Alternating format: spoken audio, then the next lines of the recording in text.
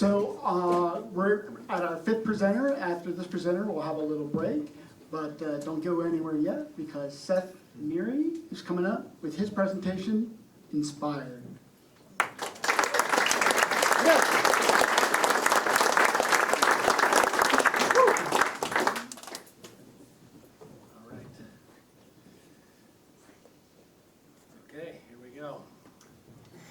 So inspiration comes when you least expect it. December 3rd, 2019 was an important date for me. It was my deceased mother's birthday. It was the day I started immunotherapy after 16 rounds of chemotherapy, and it was the day I received my issue of Monster Children magazine. Now, Monster Children magazine, the creator here was Chris Ashworth, was the graphic designer, a great graphic designer. And what I really liked about this magazine was the layers and the textures and the typography and the play on words. And the article, Chris is also speaking about letraset, something that I was unfamiliar with at the time. I Googled it, I started to learn about it, and I looked on eBay and it was like $10 a sheet, and I wasn't interested in purchasing it because I wasn't sure if it was going to work. But I found these 5 cabinet drawers, and I bought one for $75, and there was over 100 sheets of letraset in it, so now I was in. Another thing that Chris had spoke about was finding typography out in the wild, something that wasn't created on a computer, something that was distressed, something that was destructed, and that spoke to me, and I really liked that aesthetic. So my journey of capturing distressed and destructed type began. I would take walks around anywhere from 5 to 12 miles a day looking for distressed type all over Burlington, and a lot of this was from the train yards. I would go to construction sites.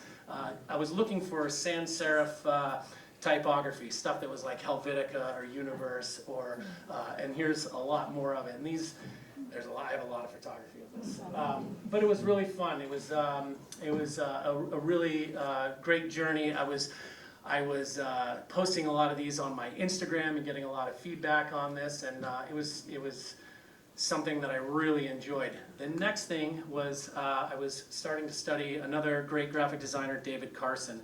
And David Carson was producing a lot of collage work. My kids came home from Canada from a Vans sneaker store, and they had this bag, and it was the first collage I put together. I was just ripping it up, taping it down, incorporating letraset, which then led into taking a photograph of my daughter who was playing bass, and I thought it would be a great, why don't we make an album cover? So I shot this with a Polaroid, deconstructed the Polaroid, and then added letraset to it, and she had her first album cover. Yeah, she was a great sport. This also turned into more experimental collage work and incorporating letraset, just working with different textures, and everything was a whip, a work in progress. I would post these on my Instagram again, and I ended up producing well over 200. A good friend of mine, Greg Waters in New York City, called me up and he said he saw what I was producing on Instagram, and he invited me to create a graphic for the Harold Hunter Foundation. I called a good friend, Gunnars, who had photography of Harold. We created this board. It was all done by hand, no computers. Yeah. My next journey took me back to my parents' house, where I went through my archive of magazines. I was looking for specifically ray gun magazines, which both Chris Ashworth and David Carson were the creative directors at different times. So I found these magazines. All the mastheads were created with letraset, and a lot of the stuff in the magazines was created with letraset, so it was speaking my language. The last magazine I found was this magazine, a snowboard magazine called Stick, in my collection. I looked at the publication, and sure enough, it was created by Ray Gun Magazine, and the art director was another guy, Scott Klum, who I was a big fan of that I'd never met. And ironically, I was featured in the Airwalk ad and a snowboard ad on the back cover. The very next day, I was up at Sugarbush, and I saw a Morrow snowboard from 1990 on the rack, and it had the original bindings.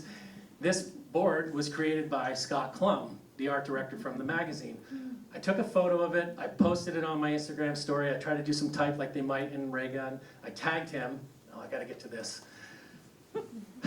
I was driving down Pine Street and I saw David Carson. I pulled over, I picked him up in my truck and I drove him downtown and we became friends and I gave him a box of Letraset.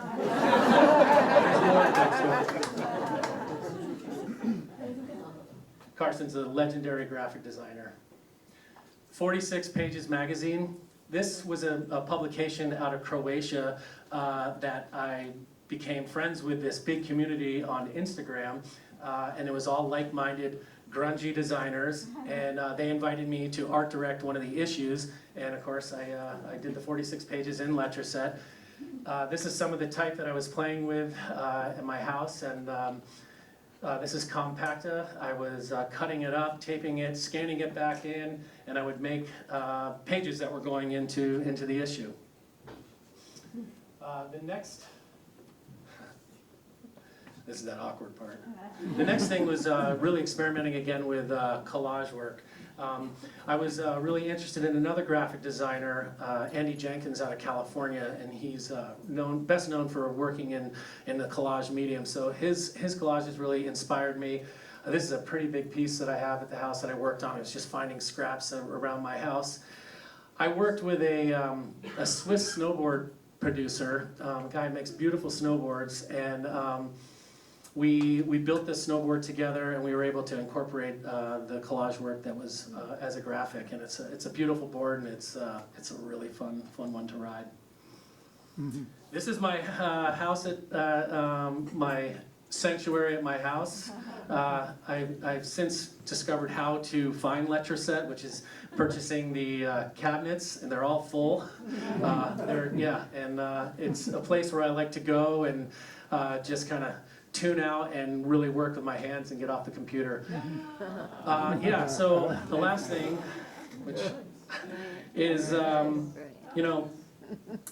inspiration is the process of being mentally stimulated to do something, especially to do something creative.